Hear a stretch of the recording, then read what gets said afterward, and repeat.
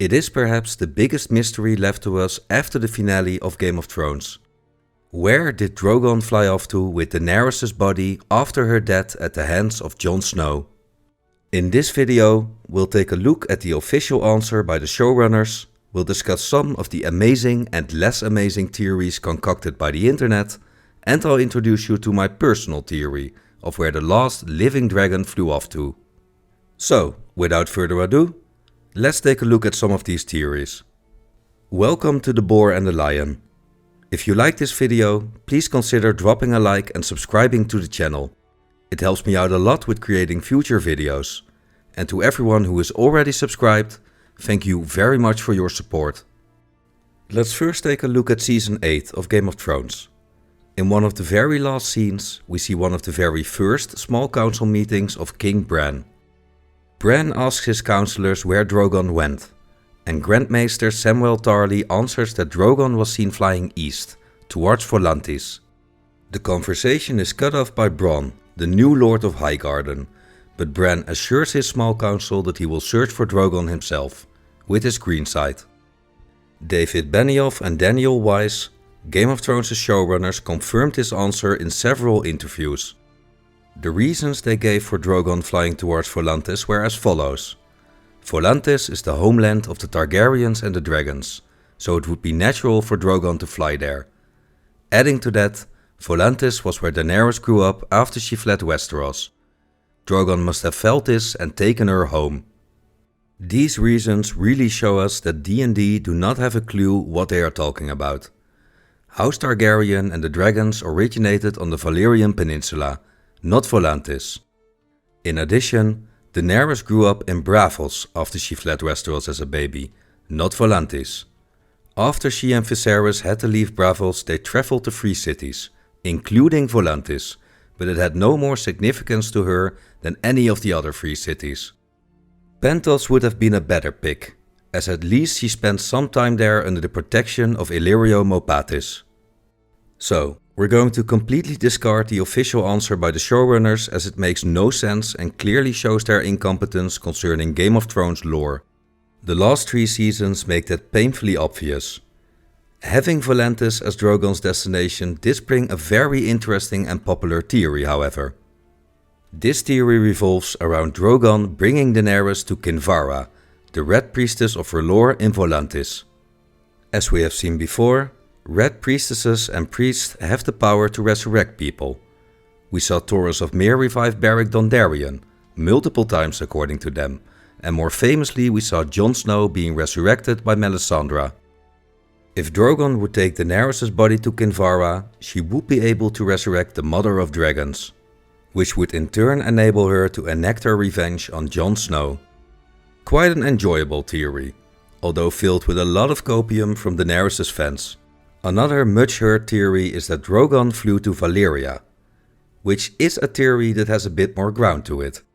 Game of Thrones viewers have seen that Drogon has been there, as he is spotted by Tyrion, and Valyria is the original home and birthing place of the dragons.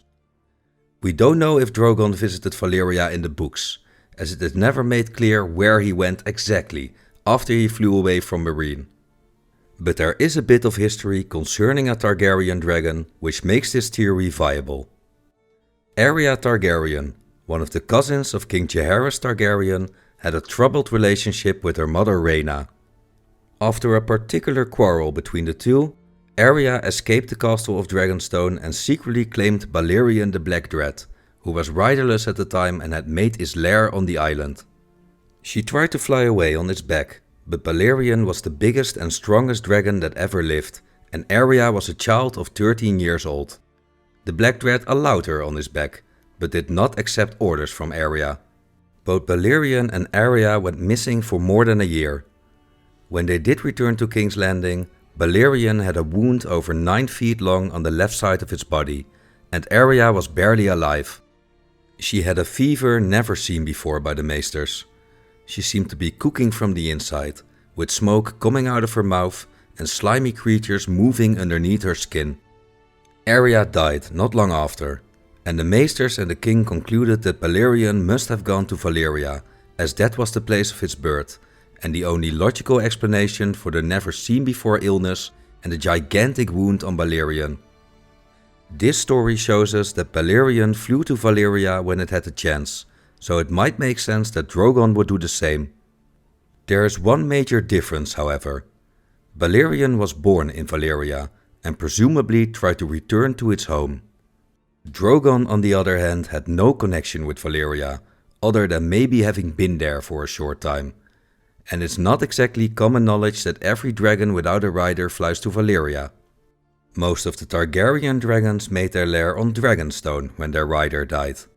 So, in itself, this is not a viable theory. We can take something from it, however, which would explain where Drogon really went. Balerion was the last living creature that was born in Valyria, and therefore, when given the chance, flew to Valyria. Most of the Targaryen dragons were born in King's Landing or on Dragonstone, and therefore, after their rider's death, they made their lairs on Dragonstone or near King's Landing. Drogon, alongside his brothers, was born in the Dothraki Sea, so it would make sense that he would return to the place where he was born. We've even seen him do it before, when he made his lair in the Dothraki Sea after escaping capture in Meereen. So, that would be my most realistic theory of where Drogon really went. Not such an adventurous theory as the resurrection theory, I know, but it is the most likely one, at least in my opinion. I don't want to leave you guys on such an anticlimax, however, so I want to share one last theory with you which I stumbled upon during my research.